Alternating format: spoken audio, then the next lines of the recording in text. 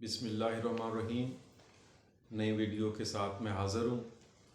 आज मैं आप दोस्तों को एक तो पहले आप लोगों का शुक्रिया अदा करना चाहता हूँ कि मेरे 100 सब्सक्राइबर हो गए आप लोगों की वजह से, आप लोगों की मोहब्बत की वजह से। ऐसे ही अपनी मोहब्बत ये जारी रखिएगा। अल्लाह ताला आपका हामी और नासिर हो, आप खुशबाश रहें। अच्छा, आज की वीडियो में 2 सवाल भी हैं, वो मैं उसके एंड में जवाब दूंगा। पहले उससे मैं आपसे चंद बातें करना चाहता हूँ। अच्छा, बहुत सारे दोस्तों के ये आ रहे थे कि हम कहाँ से क्लास करें, कहाँ से करें, ये है वो है। तो इन सारी चीज़ों का मैंने एक हल ढूंढा है। अब देखें, मुझे ये वीडियोस बनाने की ज़रूरत क्यों पेश आई। मुझे किसी किस्म की कोई ज़रूरत नहीं है, ऐसे ही यानी कि कोई एजेंट नहीं हूँ या ऐसा वैसा नहीं हूँ।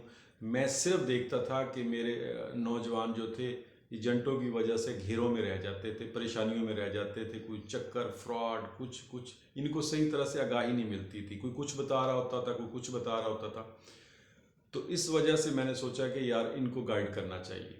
तो ये चैनल बनाने का मकसद सिर्फ आप लोग हैं कि आप किसी फ्रॉड में, आप किसी चीट में अपने कीमती वक्त को या अपने कीमती पैसे को आप कहीं ज़ाया ना कर दें।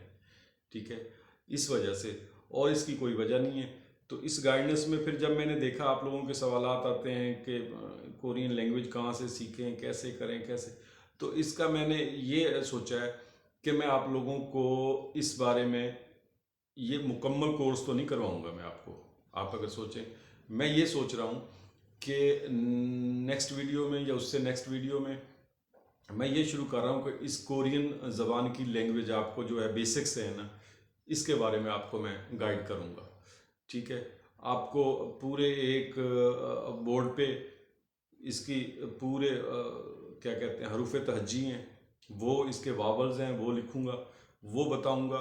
उसके बाद अल्फाज कैसे बनाने हैं मैं ज़रा आप लोगों को मैंने सोचा है, ठीक है ना, कि आपको इस तरह से ये आप इंशाल्लाह देखेंगे, आपको इस तरह से गाइड करूँगा कि मैं 100% श्योर से कह रहा हूँ, आज तक पाकिस्तान के अंदर किसी ने भी इस तरह से नहीं पढ़ाया होगा, इतनी आसान तरीके से।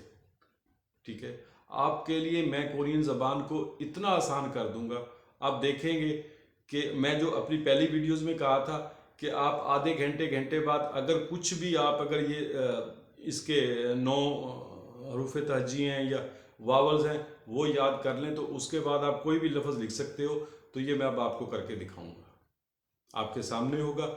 ठीक है, तो इतने इजी अंदाज से मैं आपको सिखाऊंगा, बिल्कुल इजी स्टेप से आपको लेके जाऊंगा। और अब अल्लाह के हुक्म से आप पूरे सारे लफ्ज़ जितने भी होते हैं लिखे जाते हैं, अब सारे के सारे पढ़ना शुरू हो जाओगे।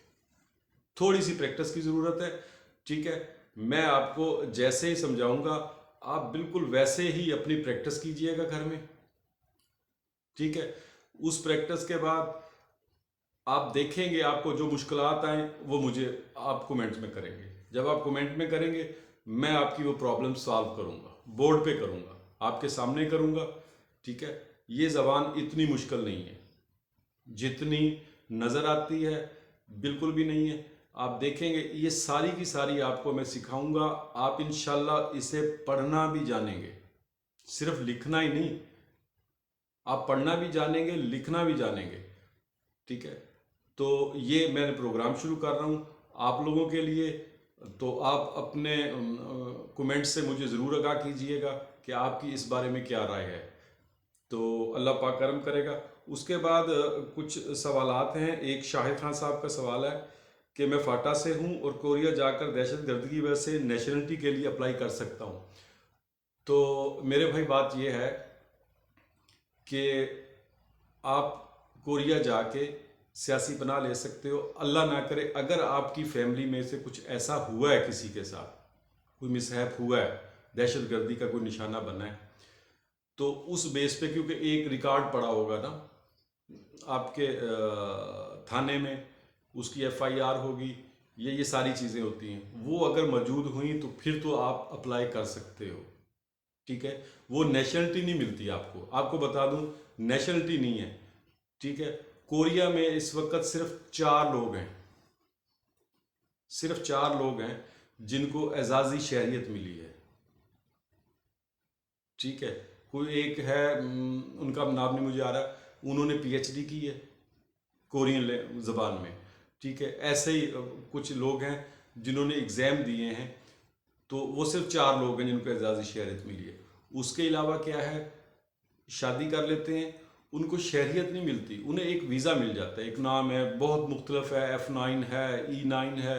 इससे पहले 2005-6 में D3 होता था, ये अब जो E9 है ना, ये D3 होता था। D3 का मतलब होता था डेंजर, डिफ़िकल्ट और डर्टी, ठीक है ना, ये D3 होता था। उसके बाद ये E9 कर दिया अब, जो वर्कर्स का है, ठीक है। तो बात ये है कि ऐसा कोई प्रोसीजर नहीं है, आप वहाँ पे सियासी पनाह ले सकते हो, आप पे कोई केस है, थाने में है, तो वो रिकॉर्ड आपको साथ जाना पड़ेगा। तो ये सारी चीज़ें हैं, ठीक है। आप जब कोरिया चले जाओगे तो आपको सारे रास्ते नज़र आ जाएंगे, लॉयर्स हैं, पाकिस्तानी हैं, ठीक है। उनसे आप जब मिलोगे तो वो आपका केस बना देते हैं, वो कोई प्रॉब्लम नहीं। आपको नेशनलिटी नहीं मिलेगी, लेकिन आप ताहयात रह सकते हो, 2-2, 3-3 साल का वीज़ा लगता रहता है, आपका प्रोसीजर देखते रहते हैं, ठीक है। उसके बाद मेरी एक बहन का सवाल है कि इस टर्म में जो अब लड़के जाएंगे इंशाल्लाह, तो इसमें कौन से जा रहे हैं, 2020 वाले और 2021 वालों में से कौन से जा रहे हैं? तो मेरी बहन, ये 2020 वाले भी जा रहे हैं, 2021 वाले भी जाएंगे, ठीक है। तो ये दोनों मिक्स होके जा रहे हैं, मिक्सअप होके जा रहे हैं, और साथ ही रिटर्नी भी जा रहे हैं वापस, ठीक है। ये बात है। तो फिर एक मरतबा शुक्रिया अदा करता हूँ कि आप लोगों ने मेरे चैनल को पसंद किया।